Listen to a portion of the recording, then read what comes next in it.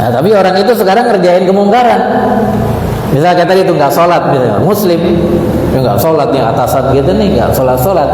Tapi dia ngarepin dipromosiin nih, dipromosiin untuk naik jabatan. Oh, saya mau tegur, Pak, sholat dong, misalnya. Jumat nih wajib nih para muslim, takut. Pak, 5 waktu sholat, takut kalau kita mau tegur, saya tegur takut nanti apa? Nanti saya nggak dipromosiin nih. Nanti jangan-jangan saya nggak, kalau ada apa-apa nggak dibantu sama dia. Dia punya kuasa untuk bisa bantu kita kalau dalam kesulitan. Takut begitu. Apakah ketakutan itu? Takut masalah sehat tadi, masalah ilmu, masalah harta, masalah jabatan. Apakah ketakutan itu menggugurkan kewajiban? Udah dah nggak wajib nanti nahi mungkar karena ada kekhawatiran itu, atau tetap wajib?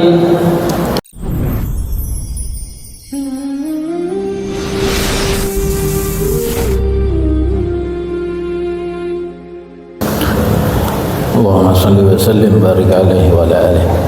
Assalamualaikum warahmatullahi wabarakatuh. Alhamdulillah wassalatu wassalamu ala sayyidina Rasulillah Muhammad bin Abdillah wa ala alihi wa sahbihi wa man tabi'ahu wa walahu wa la hawla wa la quwwata illa billah. أما بعد نوينا التعلم والتعليم والنفع والانتفاع والإبادة والاستفادة والتذكر والتذكير والحث على التمسك بكتاب الله وبسنة رسول الله صلى الله عليه وسلم والدعاء إلى الهدى والدلالة على الخير ابتغاء وجه الله ومرضاته وقربه وثوابه سبحانه وتعالى. Al-Mukarramun, para guru sekalian, para kiai, para asatidz yang dimuliakan Allah Subhanahu wa taala. Wabil khusus Ketua DKM Masjid Jami' Al-Barakah Fadilatul Mukarram Ustaz Ahmad Sobro Malisi, sarjana pendidikan. Ketua MUI yang baru saja dilantik tadi malam, katanya dilantik, Pak Kiai Haji Nasruddin Nasir. Dan semoga doain semoga Allah Ta'ala berikan kemudahan dalam menjalankan amanah, dibantu Allah Subhanahu wa Ta'ala dan diperkuat Allah Subhanahu wa Ta'ala. Amin ya rabbal alamin. Dan Ketua Fuhab Fadilatul Mukarram Ustaz Rahmatullah Rahmani SHI, dan Ketua DMI juga Ketua MTU Majelis Ta'lim Ukhuwah Fadilatul Mukarram Ustaz Anwar Sadat, dan hadir juga bersama kita Ketua DMI Jakarta Selatan Fadilatul Mukarram Ustaz Hadiah DKS, dan seluruh asatidz yang dimuliakan Allah. Yang mohon maaf saya tidak sebutkan nama-nama beliau satu persatu, juga seluruh pengurus Masjid Jami' Al-Barakah, para hujjah sekalian yang dimuliakan Allah. Semoga kita semuanya yang hadir di pagi hari ini dalam halaqah ilmiah, dalam pengajian bulanan Majelis Ta'lim Ukhuwah, selalu diberikan rahmat Allah Subhanahu wa taala, diberikan kemudahan dalam segala urusan. Allah Ta'ala terima amal ibadah kita, terutamanya kita berada di awal bulan Dzulhijjah. Ini hari-hari dan malam-malam yang mulia, di mana Allah Ta'ala jadikan sumpahnya hari-hari ini dan malam-malam ini dalam Al-Quran. Bismillahirrahmanirrahim. Wal fajri wa layalin ashr. Demi malam yang 10. Ini yang kita jalani dan sekarang dijadikan sumpah oleh Allah dalam Al-Quran, menunjukkan ini malam dan hari mulia di mata Allah. Semoga Allah Ta'ala bagaimana jadikan hari ini mulia, Ia jadikan kita juga sebagai orang-orang mulia di matanya. Hadirin jamaah yang dimuliakan Allah, sebagaimana biasa saya rangkumkan dulu tentang materi yang disampaikan di majelis atau pengajian terakhir sebelum kita bahas yang ada di lembaran itu. Sebelumnya disebutkan tentang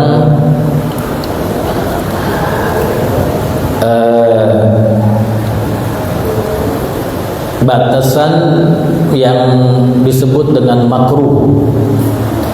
Makruh artinya bukan makruh di istilah ilmu fikih, bukan. Kita tahu dalam ilmu fikih ada hukum yang namanya makruh.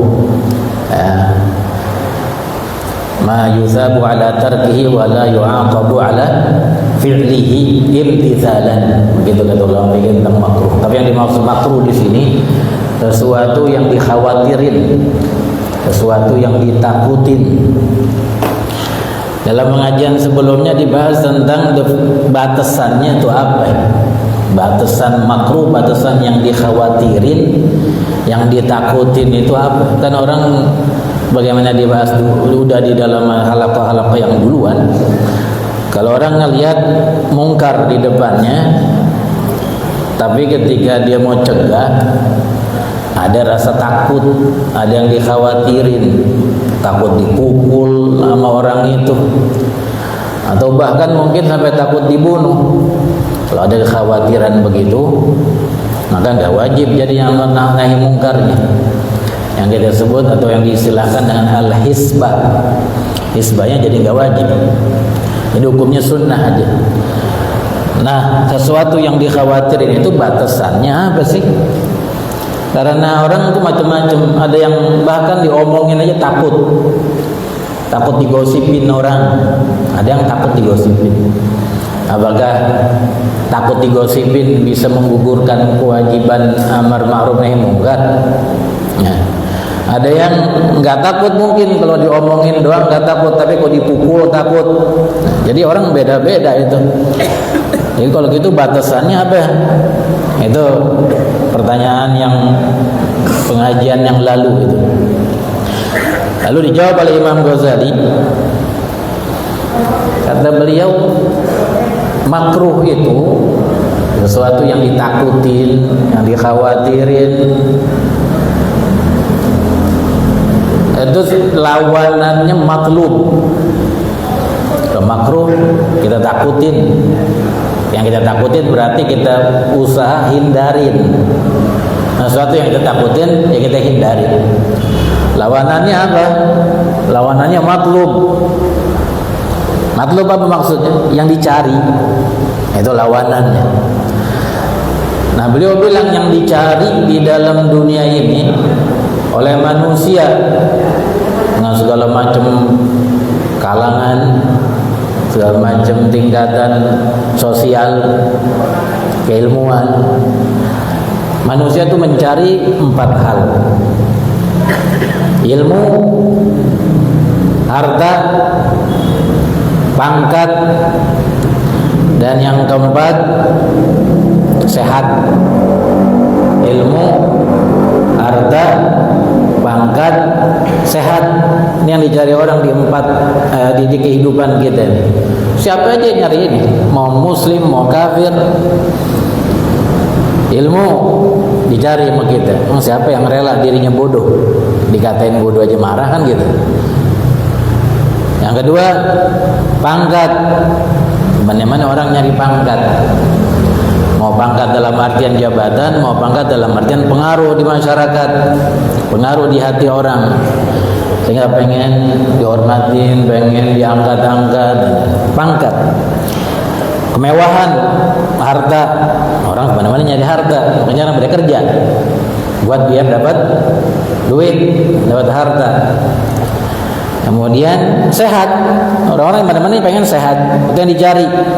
Makanya orang sakit berobat biar supaya sehat, itu dicari orang. Ya. Yang dipenginin orang dicari orang. Ini 4 nih. Dari itu di dalam yang 4 ini ada 2 hal yang dibahas. Yang pertama, takut Semua orang takut kalau orang sehat jadi sakit. Kalau ada orang rasa-rasa kagak enak badan nih, ada yang sigap-sigap, sigra-sigra langsung minum obat biar supaya nggak sakit. Ahlan hadis. Orang ketika punya harta takut kehilangan hartanya. Orang ketika punya jabatan, begitupun umumnya takut kehilangan jabatannya. Begitupun ilmu. Orang punya ilmu khawatir kalau ilmunya hilang.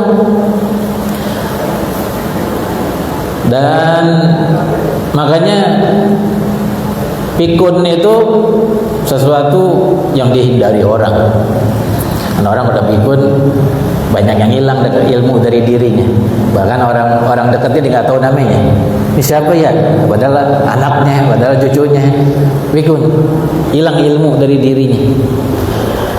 Itu yang ditakutin yang pertama. Yang ada takut hilang, yang udah didapat takut hilang. Yang kedua, yang dibahas di dalam 4 hal tadi itu, yang ditunggu takut nggak datang. Dia berharap dapat ilmu, khawatir nggak dapat. Berharap dapat sehat, ketika dia sakit khawatir nggak kunjung datang sehatnya.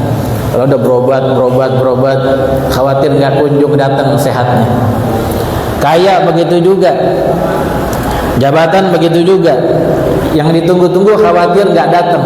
Itu 2 hal tuh. Yang udah didapat dia takut hilang, luput dari tangannya, hilang dari tangannya.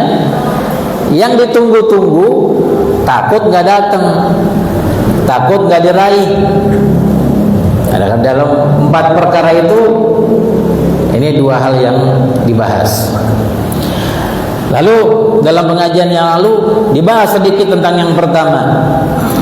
Apa yang pertama? Ya tadi, takut yang diharapin, ditunggu-tunggu, takutnya nggak datang, nggak bisa diraih. Karena ada kendala ini, ada kendala itu, ada kendala ini, ada kendala itu. Jadi pertanyaan, kalau kita mau menjalankan hisbat, amar ma'ruf nahi mungkar, takut yang kita arep-arepin gara-gara amar ma'ruf nahi mungkar jadi kagak datang. Kira-kira apakah tetap wajib itu nahi mungkarnya ataukah jadi nggak wajib? Itu pertanyaannya. Contoh ilmu, ada orang ngelihat, ada orang belajar nih sama seorang guru. Dilihat gurunya ngerjain maksiat. Guru kan manusia juga, bukan nabi, bukan rasul yang maksum. Bisa jadi, boleh jadi dia juga terjerumus ke dalam jurang maksiat. Ini murid lihat gurunya berbuat maksiat. Katakan misalnya apa? Pakai jam tangan emas. Boleh nggak laki-laki pakai jam tangan emas? Nggak boleh. Oh, cincin emas nggak boleh. Guru muridnya tiba-tiba ngelihat gurunya pakai cincin emas atau pakai jam tangan emas. Dia perlu, yang murid perlu sama guru. Dia bodoh nih murid, dia nggak tahu dia bodoh. Hal-hal yang mendasar dalam agama dia nggak tahu, makanya dia belajar sama guru ini supaya tahu. Tentang wudu dia belum tahu, tentang sholat apa yang mesti rukun jadi yang batalkan dia kagak tahu, pengen belajar sama guru ini. Tapi kalau dia bilang nama ini gurunya, dicegah untuk mencegah kemungkaran yang ada dalam diri gurunya itu, dia takut kalau saya dibilang, guru haram itu pakai cincin emas, sini cincin emasnya. Mau diambil kan di antara nahi mungkar ada tahapannya, kasih tahu terus tegur, kalau nggak bisa juga terus copotin itu cincin emasnya atau jam emasnya itu. Dia mau kerjain begitu, takut apa? Takut nih guru nggak mau ngajarin dia entah. Sedangkan dia perlu. untuk mengetahui hal-hal yang dasar, mengetahui yang wajib apa, Fatihah bagaimana cara bacanya, Shad bagaimana bunyinya, Shin bagaimana bunyinya. Dia perlu dengan ilmunya itu guru, tapi dia mengerjakan nahi mungkar. Ini murid mau cegah, takut. Itu contohnya. Apakah jadi menggugurkan kewajiban dia untuk nahi mungkar? Apakah enggak? Itu satu contoh yang masalah ilmu. Masalah sehat, ada orang sakit berobat ke dokter. Ketika disuruh masuk misalnya ke ruang dokter, dilihat dokternya maksiat, lagi ngerjain maksiat. Tapi dicontohinnya pakai bajunya terbuat dari sutra. Boleh laki-laki pakai pakaian sutra? Nggak boleh, haram. Dokternya pakai pakaian sutra. Ini maksiat, ini mungkar ini. Ini yang berobat, yang mau berobat sama ini dokter, karena dia rasa ada kagak beres dalam badannya nih, mau mencegah itu, mau kata sama dokter ini mungkar, haram pakai baju sutra laki-laki muslim. Takut mau ngomong begitu, takut apa ya takutnya dokternya kagak mau ngobatin, singgung deh, nggak mau ngobatin ntar. Itu contoh tentang kesehatan. Itu harta, dalam masalah harta dicontohin juga. Kalau ada orang ngasih kita selalu bantuan duit, sembako tiap bulan, tiap minggu misalnya, atau anak kita SPP-nya selalu dibayarin, dia yang nanggung. Orang tua angkat dalam apa? Orang tua angkat asuh apa namanya? Yang tiap bulan menjamin biaya pendidikan seorang anak yang nggak mampu. Anak itu dibantuin, atau kita sendiri yang dapat bantuan dari dia tiap bulan, tiap bulan. Tapi sekarang kita ngelihat ini orang yang sering bantuin kita ngerjain kemungkaran. Oh, ini orang kagak sholat ini ternyata. Zuhur kagak sholat, Jumat kagak sholat. Orang pada pergi Jumatan di mana nongkrong di depan teras rumahnya ambil ngerokok. Orang pada pergi Jumatan. Nah, ketahuan dipastiin nggak sholat Jumat, nggak sholat 5 waktu. Kita nih yang dapat bantuan terus dari dia ini, dapat kebaikannya terus, mau tegur. Nggak boleh ninggalin sholat Jumat 5 waktu, apalagi Jumat. Takut gimana? Khawatir kalau kita tegur nggak dikasih lagi duitnya nih. Jangan-jangan dia besok bulan depan nggak lagi dikirimin. Ya, dari anak saya yang biasa dibayarin SPP-nya, dibayarin segalanya, jadi terhambat pendidikannya. Takut, khawatir. Itu contoh masalah duit. Masalah jabatan banyak. Masalah jabatan, ada orang berharap dari seseorang yang punya jabatan, yang punya kekuasaan, di masa yang akan datang dia bisa dapat jabatan dari orang itu. Diangkat jadi ini kayak, diangkat jadi itu kayak.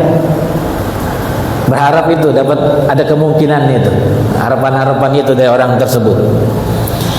Nah, tapi orang itu sekarang ngerjain kemungkaran.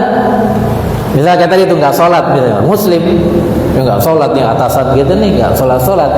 Tapi dia ngarepin dipromosiin untuk naik jabatan. Kalau saya mau tegur, Pak, sholat dong, misalnya. Jumat nih wajib nih para muslim, takut. Pak, 5 waktu sholat, takut kalau kita mau tegur. Saya tegur takut nanti apa? Nanti saya nggak dipromosiin nih. Nanti jangan-jangan saya nggak, kalau ada apa-apa nggak dibantu sama dia. Dia punya kuasa untuk bisa bantu kita kalau dalam kesulitan. Takut begitu. Apakah ketakutan itu takut masalah sehat tadi, masalah ilmu, masalah harta, masalah jabatan? Apakah ketakutan itu menggugurkan kewajiban? Udah dah nggak wajib nanti nahi mungkar karena ada kekhawatiran itu, atau tetap wajib? Nah, itu pembahasan kita yang dilalu. Nah sekarang kita terusin nih. Ini apa kata beliau di dalam kitab itu yang di fotokopian? Kata beliau, qala radhiyallahu ta'ala anhu, wa hadha kulluhu la yusqitu wujub al-hisbati li'anna hadhihi ziyadatun imtana'at wa tasmiyatu imtina'i husul az-ziyadati dararan majazun wa innama ad-dararul haqiqiyyu fawatu hasilin. Ada Imam Ghazali yang begitu-begitu enggak jadi menggugurkan kewajiban, ada tetap wajib.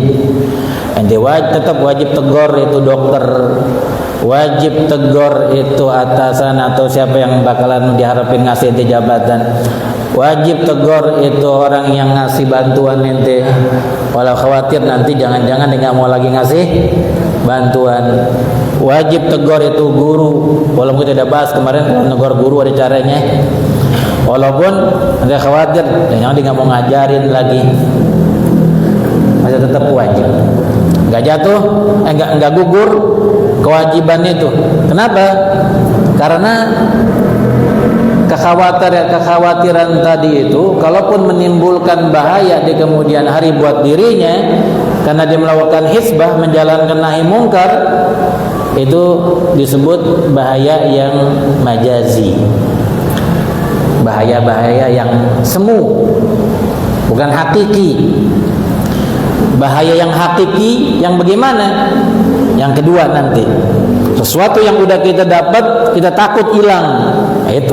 Kalau ini kan tadi empat tadi yang belum kita dah hasilkan, baru kemungkinan yang akan datang. Guru baru mau ngajarin, dokter baru mau ngobatin, apa ini orang baru mungkin mau promosiin kita, atau tadi yang masalah harta mungkin dia nggak ngasih lagi, yang akan datang bulan depan baru ada harapan mau dikasih lagi bantuannya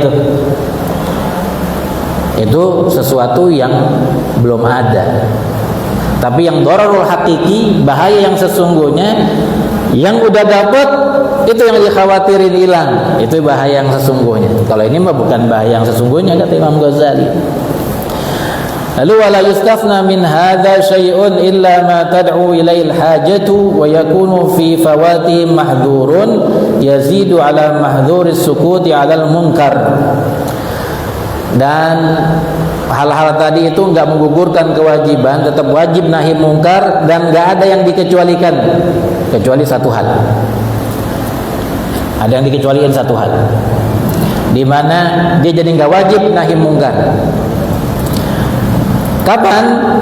Kalau akan menimbulkan sesuatu yang dikhawatirkan. Kalau dia ngejalanin hisbah, ngejalanin nahi mungkar, bakalan timbul yang ditakutin, dan itu lebih besar daripada kalau dia diem dari atas nahi mungkar tersebut. Nah, kalau dia diem dengan ngerjain nahi mungkar, kan nggak boleh diem nahi mungkar, akan ada dampaknya. Tapi kalau dia ngejalanin hisbah, ada dampaknya juga, dan dampak ketika ngejalanin hisbah lebih besar bahayanya daripada yang ini. Ini baru dikecualiin. Oh begini boleh dah, nggak nahi mungkar. Dicontohin sama beliau, seperti apa contohnya? Dicontohin empat-empatnya nih, dalam segi sehat, dalam segi harta, dalam segi pangkat, dalam segi ilmu, dicontohin semuanya. Kata beliau, kama idza kana muhtajan ila tabib limaradin najiz wasihah muntadharah min mu'alajati tabib wa ya'lamu anna fi ta'akhuri shiddat ad-dhana bihi wa tul al-maradi wa qad yufdi ila al-maut. Ini contoh yang sehat nih. Katanya kalau ada orang perlu banget sama dokter, limaradin najiz, sakitnya nih sakit ada parah nih, kayak orang misalnya ketabrakan, darah, palanya bocor mungkin, ya, pada luka-luka besut-besut, dibawa sama orang ke IGD, Kira-kira kalau begitu mesti diobatin segera nggak? Iya, harus ada tindakan segera. Makanya masukin ke UGD, unit gawat darurat, biar segera ditindak. Ketika datang dokternya mau, atau siapa itu dokter jaga bisa di UGD mau ngobatin dia, laki dia pakai cincin emas. Dia ngerjain mungkar nggak kalau begitu? Ngerjain mungkar kan? Dokternya pakai cincin emas. Jadi yang sakit nih, yang palingnya bocor habis dapat kecelakaan, dia lihat nih lagi mau diobatin, ya dokternya pakai cincin emas. Tapi dia takut kalau dia tegur ini dokter kagak diobatin, ditinggal sama ini dokter kalau dia kesel. Kata ulama, yang begini nih karena tindakan yang mesti segera, nggak bisa lagi ditunda-tunda.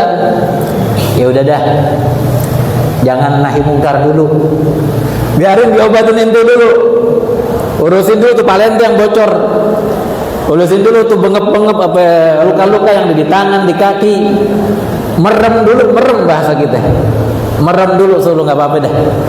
Itu pengecualian itu. Cuma contoh masalah sehatnya, masalah seputar kesehatan. Kemudian contoh lain, wa'ni bil ilmi adh-dhanna alladhi yajuzu bimithlihi tarku isti'malil ma'i wal 'udulu ila at-tayammumi fa idza intaha ila hadzal hadd lam yab'ud an yurakhkhasa fi tarkil hisbah. Ya, asalkan tadi yang sakit itu, yang katanya palanya bocor tadi itu, dia tahu betul ini dokter emang pakai emas, atau dia punya sangkaan kuat. Yang saya maksud ilim, tahu pasti, bisa juga termasuk punya sangkaan kuat. Kalau begitu boleh dah, dia nggak mencegah nahi mungkar yang ada di depannya ketika ini dokter pakai cincin emas atau pakai baju sutra. Merem aja dulu, biar diobatin ente dulu ya. Kemudian wa amma fil ilmi, ini sekarang yang kedua contoh ilmu. Amithlu an yakuna jahilan bi muhimmati dinihi wa lam yajid illa mualliman wahidan wa la qudrata lahu ala rihlati ila ghairihi wa alima anna al-muhtasaba alayhi qadirun ala an yasudda 'ala tariq al-wusul ilayhi li kauni al-'alimi muti'an lahu aw mustami'an li qawlihi. Yang kedua ini masalah ilmu. Tadi masalah guru yang ngerjain kemungkaran, muridnya tahu nih yang mau belajar sama dia, dilihat nih ya gurunya pakai cincin emas lagi nih, atau pakai jam emas, atau ada kemungkaran dilihat ya. Nah, cuma masalahnya sekarang kalau dia cegah ini gurunya, ditegur, dia ingkari kemungkaran itu, khawatir ini guru nggak mau ngajarin, dan nggak ada guru lain di situ. Ada guru di sono seberang jauh, nggak punya duit buat ke sono. Dia doang tuh yang bisa ngajarin dia, yang memungkinkan ngajarin dia. Nggak ada lagi guru yang lain. Atau ada guru yang lain juga, tapi ada kekhawatiran kalau dicegah ini guru, nanti dia nggak mau, dia bakalan bilang ke guru yang lain, dan guru yang lain pada taat sama dia, pada patuh sama dia, karena wibawanya, karena sepuhnya mungkin. Nanti dibilang, ini fulan kalau datang sama ente pada jangan mau ajarin. No, pada taat sama dia, pada takut, pada tunduk. Khawatir juga begitu. Ada guru, tapi kondisinya begitu yang lainnya. Nah, kalau udah begini, karena nggak ada guru yang lain yang bisa ngajarin ente, padahal perkara-perkara yang wajib, yang dasar-dasar, ente merem aja dulu deh, merem aja udah, nggak usah, jangan diingkarin dulu, biar ente belajar dulu sama dia yang wajib-wajib, yang perlu-perlu, baca Fatihah biar benar, wudu biar tahu syarat sahnya segala macam, yang membatalkan semuanya, yang dasar-dasar, yang wajib-wajib itu dikecualikan juga. Faidzan as-sabru 'alal jahli bi muhimmatid din mahdhurun wa sukutu 'alal munkari mahdhurun wa la yab'udu an yurajjah ahaduhuma wa yakhtalifu dhalika bi tafawushil munkar wa bi shiddatil hajati ila al-'ilmi li ta'alluqi bi muhimmatid din. Kata beliau, karena orang nggak bisa, yang nggak boleh dia biarkan dirinya bodoh terus terhadap ilmu-ilmu agama yang dasar ini. Kalau dicegah itu kemungkaran itu yang ada di gurunya, yang gurunya kerjain, lalu nanti benar berakibat dia nggak mau ngajarin, kan nggak ada yang ngajarin dia, adanya jauh, dia nggak punya biaya ke sana, tempat yang jauh itu. Membiarkan dirinya bodoh nggak boleh. Nggak boleh orang membiarkan dirinya bodoh, terutama tentang agama-agama yang penting, ini dasar-dasar penting. Tapi mencegah membiarkan kemungkaran juga sesuatu yang mahdzur, nggak boleh juga. Nah, dari itu kata Imam Ghazali mesti ditimbang nih antara dampak yang ini dengan dampak yang itu, bahayanya lebih dahsyat mana, dampak negatifnya lebih parah mana. Oh, ternyata kalau dipikir-pikir, ditimbang-timbang, dilihat-lihat, diperhatiin-perhatiin, lebih bahaya kalau saya cegah kemungkarannya, saya tegur, lalu nanti saya jadi bodoh, nggak ada yang ngajarin, lebih bahaya itu. Oh, kalau gitu biarin aja deh, merem aja udah, jangan ingkari dulu kemungkaran itu. Itu contoh ilmu.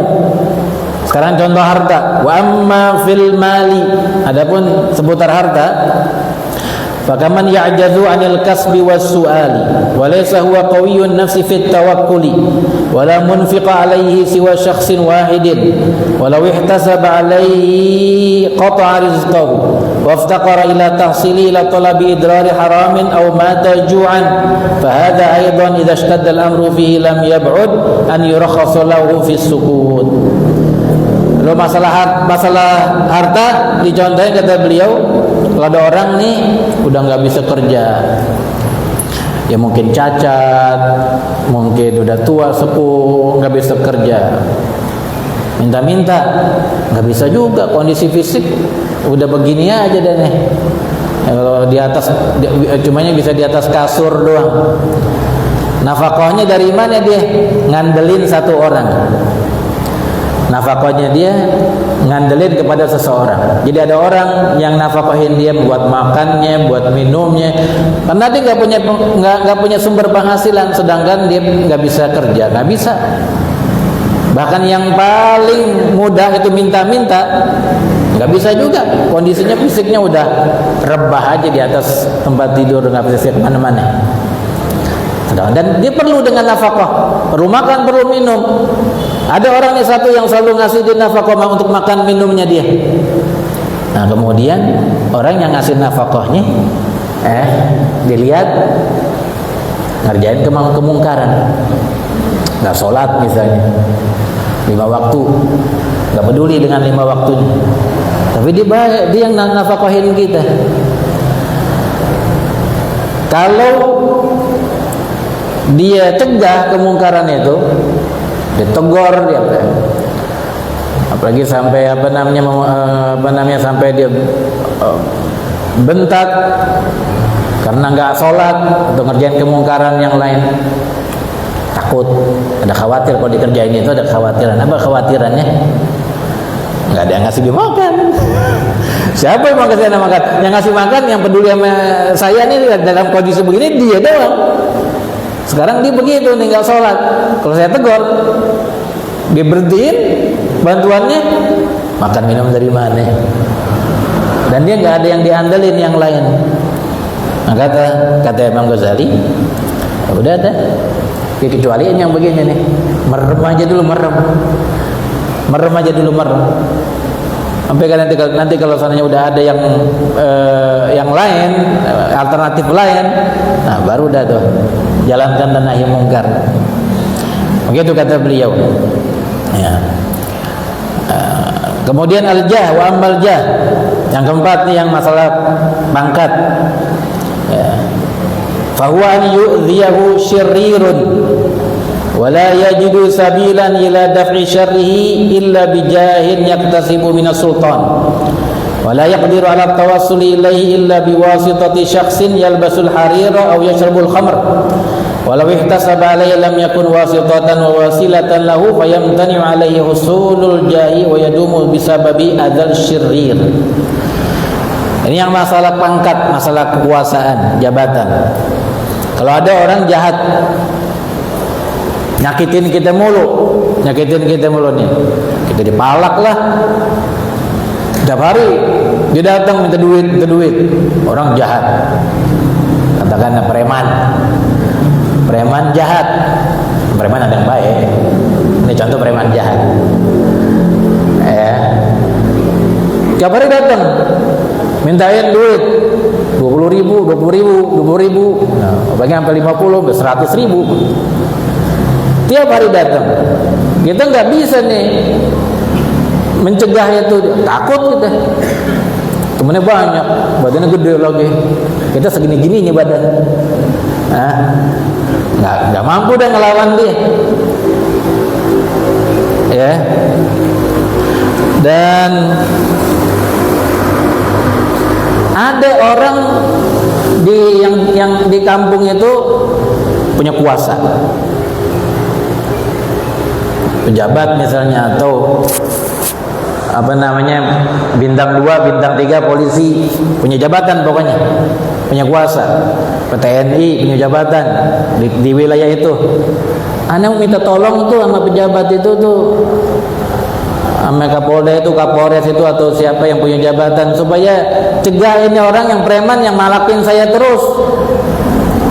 Tapi saya nggak punya link ke sana, nggak bisa ngubungin Kapolres apa Kapolri itu langsung, lah nggak ada, atau siapalah yang punya jabatan yang bisa mencegah ini kejahatan orang malak yang malak terus. Saya nggak punya link ke sana, mau langsung ngadu nggak bisa, nggak ada jalannya. Lalu ada nih orang yang bisa nengahin, jadi perantara nih.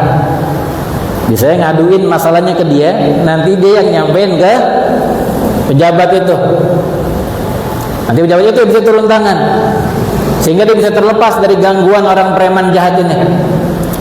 Tapi sayangnya satu, yang jadi perantara ini ngerjain kemungkaran. Digagal sholat misalnya, ada perantaranya atau doang nih, dia doang nih yang bisa nyampein ke sana tuh, jadi perantara. Tapi ini orang sayang nih kejadian kemungkaran, gagal sholat misalnya. Saya tegur apa enggak ya? Kalau saya tegur dia yang agak sholat nih yang bakal jadi perantara, nanti saya minta tolong dia kagak mau, akhirnya ini preman terus-terusan malak saya. Jadi bagaimana dah? Kata Imam Ghazali, udah merem aja dulu dah. Merem aja, minta tolong aja sama dia dulu. Masalah urusan sholatnya ntar belakangan, dia kagak sholat ntar belakangan. Minta tolong sama dia biar sampaikan ke pejabat itu, ke angkatan itu, biar supaya tangkap ini orang atau hentikan kejahatan preman ini yang tiap hari malak saya. Dengan itu saya bisa terbebas dari kejahatan ini orang. Boleh dah kalau begitu, merem dulu, nggak usah dicegah dulu kemungkaran ini orang. Kenapa? Karena dia satu-satunya perantara. Dengan sebab dia bisa ngilangin kejahatan orang yang jahatnya, preman jahat itu. Itu contoh masalah pangkat. Ya. Lalu hadhil umur kulluha idza dhaharat wa qawiyat lam yab'ud istisna'uha. Ini urusan semuanya perkara-perkara yang 4 tadi itu, dari yang dokter yang tadi kecelakaan palanya bocor, dari yang ilmu orang yang jahil nggak tahu dasar-dasar ilmu agama, takut kalau ditegur nggak ada yang ngajarin lagi. Kecuali emang yang pengajar dia doang. Masalah harta tadi, dia nggak bisa ngapa-ngapain, ngandelin infaknya, makan minumnya dari satu orang, ternyata orang itu ngejarin kemungkaran. Atau tadi yang masalah orang yang jadi perantara ke pejabat supaya bisa menghentikan kejahatan orang yang jahat sama dia, tapi dilihat perantaranya itu juga mengerjakan kemungkaran. Ini semuanya kata Imam Ghazali lam yab'ud istisna'uha, sangat mungkin dikecualikan. Ini dikecualikan. Ente boleh diem aja dulu, gak usah cegah kemungkaran orang-orang itu. Walakinil amru fiha manutun bijtihadil muhtasib hatta yastaftiya fiha qalbah wa yazina ahadal mahdhurain bil akhar wa yurajjih bi nadharid din la bi mujibil hawa wa tab'i fa in rajjaha bi mujibid din summiya sukutu mudaratan. Kata beliau, ini orang kita ini yang mau menjalankan nahi mungkar, yang menjalankan hisbah, dia mesti timbang-timbang nih dampak dampak negatifnya. Apakah menjalankan kemungkaran, menjalankan nahi mungkar, ataukah diem aja? Mana yang paling besar dampaknya nih? Kalau yang paling besar menjalankan kemungkaran, berarti kemungkarannya dibiarin aja dulu. Walaupun dua-duanya ada dampak negatif. Kalau dijalankan kemungkaran itu, nahi mungkar itu, ada dampaknya ke dia. Yang itu yang bocor paling tadi obatin sama dokternya. Yang guru tuh nggak diajarin ilmu-ilmunya. Yang tadi itu orang jahat tadi, orang perantara tadi nggak jadi bisa jadi penghubung ke orang pejabat yang bisa mencegah orang yang jahat yang nalakin dia dan seterusnya. Ya, itu dilihat. Kalau yang itu yang lebih bahaya, ada diem aja nahi mungkar yang ntar dulu. Ya. Dan itu mesti dia timbang-timbang atas dasar agama, bukan atas dasar hawa nafsu. Ini yang sulit di sini. Yang sulit di sini. Jangan sampai ini lebih bahaya, dampaknya lebih bahaya kalau nahi mungkar nih. Tapi kalau dorongannya hawa nafsu nggak bisa diterima juga. Mesti dorongannya murni agama. Kaidah-kaidah agama mesti lebih kuat di situ. Ya. Fa in rajjaha bi mujibiddin summiya sukutu mudaratan. Wa in rajjaha bi mujibil hawa summiya sukutu mudahanatan. Kalau dia mengatakan ini nahi mungkar ini yang lebih kuat bahayanya, jadi nggak usah nahi mungkar. Kalau memang dasarnya itu, dorongannya itu adalah faktor agama sehingga dia diam dari nahi mungkar, maka ini disebut mudarah. Dalam istilah agama disebut mudarah. Ya. Dia enggak cegah kemungkaran itu karena faktor lain yang juga dibenarkan oleh agama. Tapi kalau dia enggak nahi mungkar karena hawa nafsunya, ada keuntungan nafsunya yang dimenangkan, ini namanya mudahana. Mudahana apa artinya mudahana? Ngejual agama untuk mendapatkan dunia. Itu namanya mudahana. Ngejual agamanya di nomor 2 kan supaya ngedapetin dunia, materi atau jabatan atau apa aja yang bersifat duniawi. Nah, itu namanya mudahana. Kalau mudahana nggak boleh, kalau mudarah boleh. Ya. Lalu wahada amrun batinun la yattali'u alaihi illa binadharin daqiq walakinnan naqidha basir fa haqqun ala kulli mutadayyinin fi an yuraqiba qalbahu wa ya'lama anna Allah muttali'un ala ba'ithihi wa sarifihi annahu ad-dinu bil hawa wa satajidu kullu nafsin ma 'amilat min su'in aw khairin muhdara 'inda Allah walau fil fatati khatirin aw fatati nadhirin min ghairi dhulmin wa jurin fa Allah bidhallamin lil 'abid. Kata beliau, ini perkara batin, perkara hati. Karena cuma kita yang tahu ini dorongannya sehingga ente ngambil kesimpulan, udah dah nggak usah nahi mungkar dulu.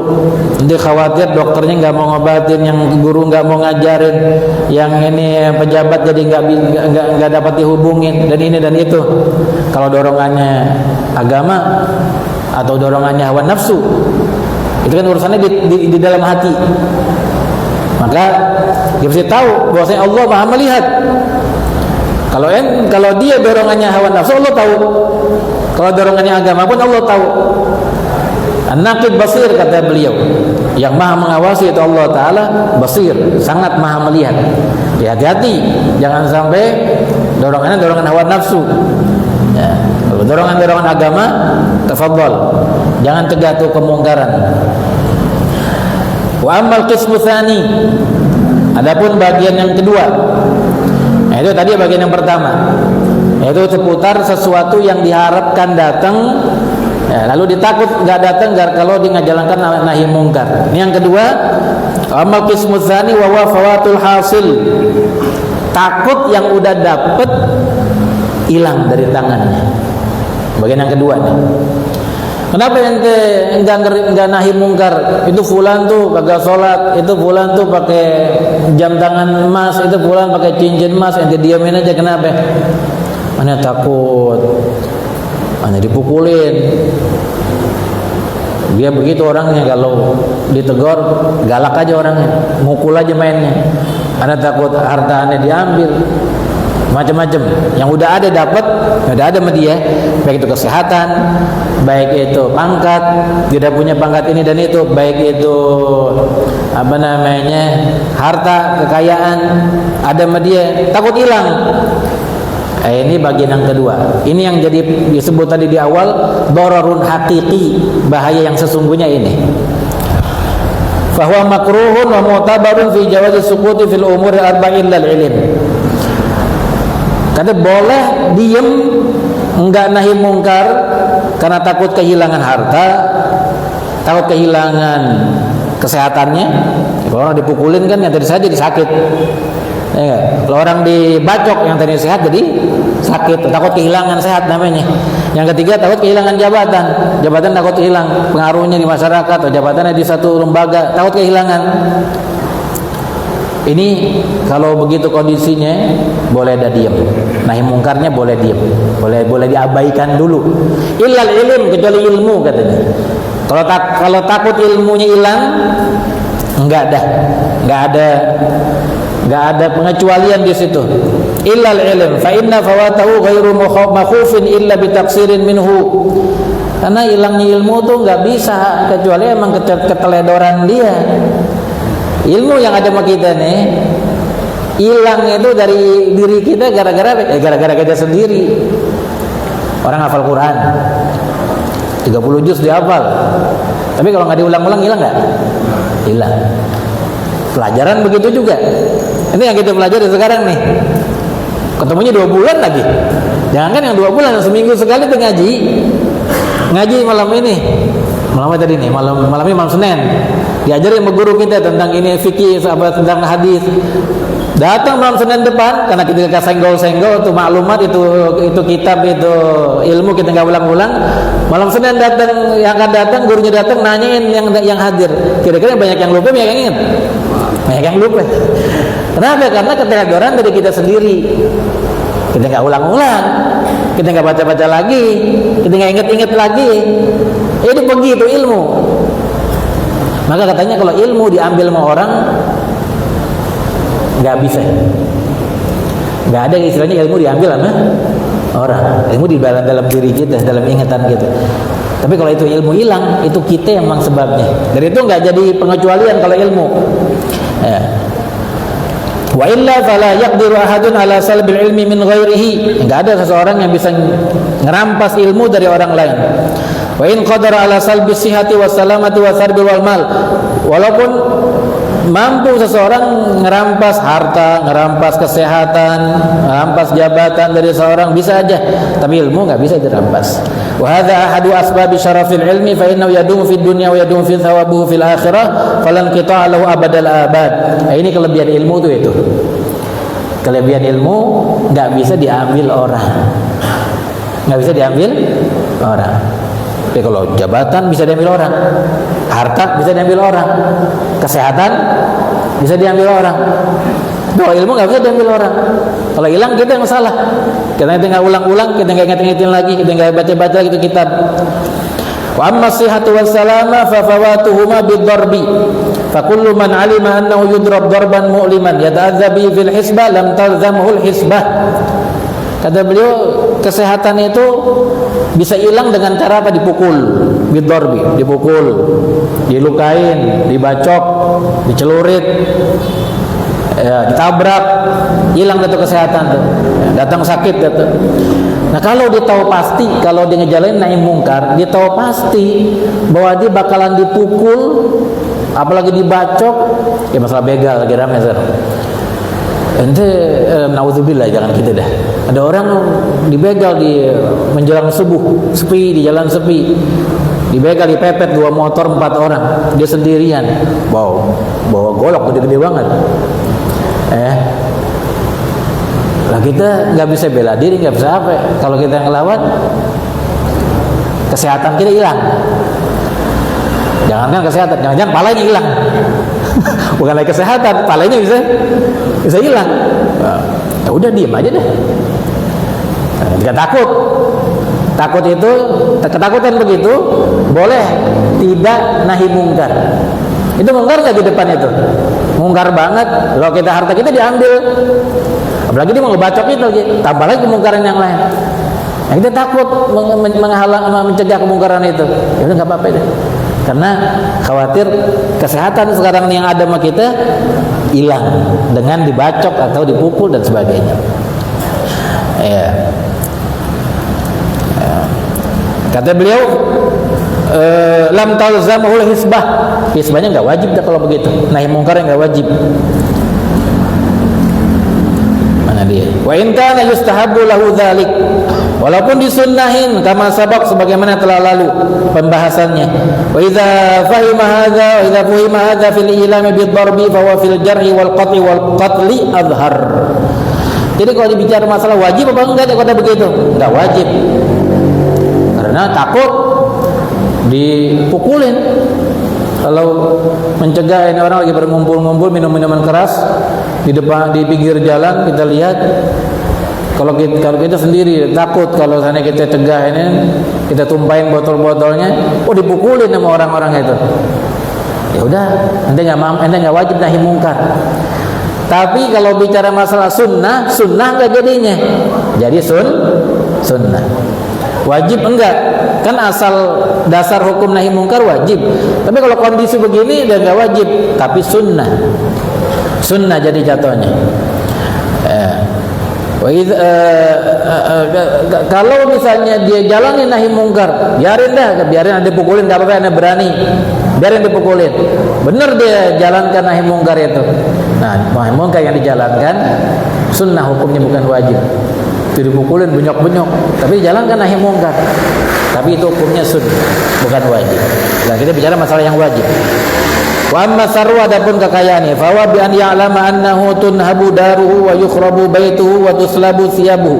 Fa hadza aidan yasqutu anhu al-wujub wa yabqa al-istihbab idh la ba'sa bi an yafdiya dinahu bidunya wa likulli wahidin min ad-darbi wan nahbi haddun fi qillah. Yang ketiga, contoh ketiga masalah kekayaan ini. Kalau dia nahi mungkar, dia takut rumahnya diambil. Rumahnya dihancurin. Atau bajunya diambil, makanya kekayaannya dia, hartanya diambil, dirampas.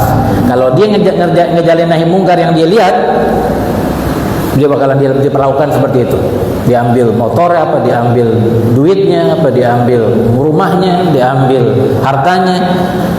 Bisa dipastikan begitu, maka nggak wajib nahi mungkar dah. Jatuhnya sunnah aja. Kenapa jadi sunnah? Ya karena orang boleh aja, bahkan sangat bagus, yustahab ngorbanin dunia untuk agama. Sangat dianjurkan ngorbanin dunia untuk agama. Jadi begitu juga. Makanya jatuhnya sunnah jadinya. Kalau wajib nggak wajib. Mau takut hartanya diambil, rumahnya dibakar apa segala macam. Tapi kalau mau berkorban, silakan, itu mau berkorban tuh level lain itu. Memang hukumnya sunnah. Walikulli wahidin min ad-darbi walikulli min ad-darbi wal nahbi haddun fil qillah la yuktarasu bihi kas-sihah kal habba fil mal wal lutf wal latmatil khafif alamuha fid darb wa haddun fil kasrah yata'ayyanu i'tibaruhu wa wasatun yaqaw fi mahall al-ishtibah jihad wa 'ala al-mutadayyin an yajtahida fi dhalika wa yurajjiha janib ad-din ma amkan. Kata beliau, tapi harta yang diambil, kesehatan yang dirampas itu ada batasan. Ada batasan minimal, ada batasan maksimal, ada level tengah juga. Kalau cuma ditowel, misalnya ada orang nih mabok, ini kalau saya tegur, saya takut ditowel sama dia. Bukan dipukul, bukan, ditowel. Dia dari palanya dia. Lah kalau digituin doang mah enggak, tetap aja wajib nahi mungkar. Emang apanya yang berkurang kesehatannya kalau digituin doang? Jadi towel doang begitu. Dari mana itu tahu kalau dia cuma noel doang? Ya lihat begitu mulu, kalau ditegur sama orang dia noel mulu. Iseng aja, apa namanya, ngurusin orang aja misalnya. Campur tangan urusan orang aja misalnya. Digituin doang. Nah kalau digituin doang mah tetap aja wajib nahi mungkar. Tapi kalau udah sampai dipukulin, sampai benyok-benyok, ada nggak wajib dah, nggak wajib. Kemudian wa amal jah, terakhir nih waktu. Wa amal jah adapun pangkat fawatuhu bi an yudraba darban ghaira mu'limin au yusabba, itu salah tuh, bukan disabab, salah cetak tuh. Yusabba ala mala'in minan nas au yutraha min diluhu fi raqabatihi wa yudaru bihi fil balad au yusawwadu wajhuhu wa yutafu bihi wa kullu dzalika min ghairi darbin mu'limin lil badan wa waqadihun, itu juga qadi bukan fadih, ya salah cetak ini. Wa waqadihun fil jali wa mu'limun lil qalb wa hadza lahu darajat. Ada beliau tentang masalah jah nih, pangkat, pengaruh, nama baik, nah semacam itu. Nah, kalau seandainya dia menjalankan nahi mungkar, dia nggak bakalan dipukul, dipukul semua nggak, ditawel juga nggak, tapi diperlakukan yang membuat dia malu. Orang kan macam-macam tingkatan sosialnya, sehingga macam-macam statusnya di masyarakat. Nah gitu tuh, itu sesuatu hal yang kita nggak bisa kita pungkiri. Kasih contoh misalnya ulama nih, kiai lagi terkenal di kampung, biasanya pakai pakaian gamis, sarung, koko, peci, rida. Dia keluar juga rapi, kalau mau keluar biar nggak mau ngajar juga nggak mungkin keluar belegot, mungkin nggak kira-kira? Kiai keluar belegot, orang kata apa? Keluar belegot pakai tanah pangsi doang. Kalau ditanya tutup aurat nggak? Tutup aurat, karena pangsi dipakai, pusar ketutup, dengkul ketutup, tapi belegot. Tambah lagi nggak pakai sendal lagi. Kira-kira mungkin nggak kiai ngerjain begitu? Keluar rumah, nggak mungkin. Kenapa? Malu dia. Tapi kalau orang kerjaannya, mohon maaf, pemulung, ngayah sampah misalnya, dia biasa. Kalau ke warung, keluar dari rumahnya, habis mandi pakai pakaian, bahkan buka aurat, celana pendek doang, ke warung aja belegot begini, beli apa, biasa dia. Beda antara dua orang. Ini sekarang misalnya ada orang alim, orang kiai habib terkenal, apalagi terkenal di kampung.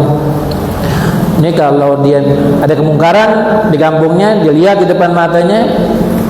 Ini kalau dia nahi mungkar, di jalan ini nahi mungkar, dia mah nggak bakalan dipukulin sama anak muda yang lagi mabok tuh, nggak bakalan dipukulin, nggak bakal ditendang, tapi diperlakukan dengan tidak layak, dipermalukan. Misalnya tadi tuh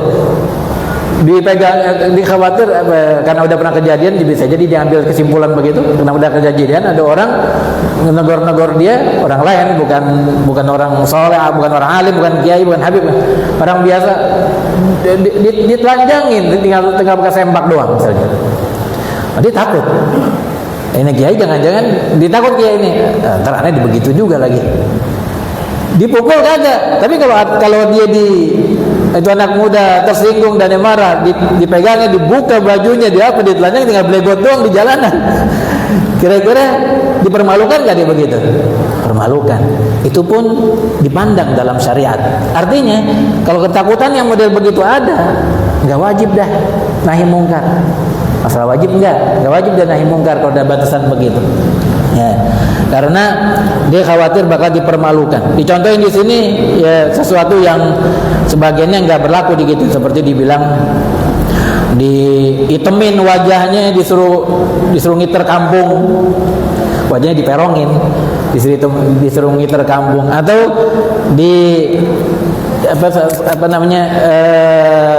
selampainya ditaruh di leher, ya, diketin di leher, disuruh ngiter di kampung, atau dicaci maki di depan orang terhormat, dicaci maki di depan orang, itu kan dipermalukan. Nggak dipukul, nggak, tapi digituin. Itu pun termasuk faktor yang membuat seseorang itu jadi nggak wajib nahi mungkar. Tapi masalah kesunahan, tinggal hukum sunnahnya aja. Ya, wallahu a'lam.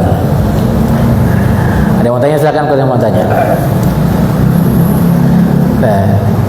saya kira cukup. sampai sini.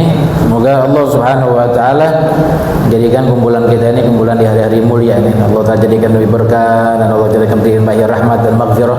Bangkit bangun kita di tempat ini mendapatkan pahala dari Allah Ta'ala dan ditulis pahala kita disimpan di sisi Allah Subhanahu wa taala. Diterima amalan kita, itikaf kita, silaturahim kita, syiar kebaikan kita di ini hari dan di ini tempat. Semoga Allah Subhanahu wa taala menerimanya di sisinya. Amin ya rabbal alamin. Ala hadini ya kulli ya hadratin nabi sallallahu alaihi wasallam bi sirril Fatihah. A'udzubillahi minasyaitonir rajim. Bismillahirrahmanirrahim. Alhamdulillahi rabbil alamin arrahmanir rahim maliki yaumiddin iyyaka na'budu wa iyyaka nasta'in ihdinas siratal mustaqim siratal ladzina an'amta 'alaihim ghairil maghdubi 'alaihim waladdallin. Amin amin ya rabbal alamin. Sallallahu alaihi wasallam Muhammadin nabiyil ummi wa alihi wasallam. Walhamdulillahi rabbil alamin. Assalamualaikum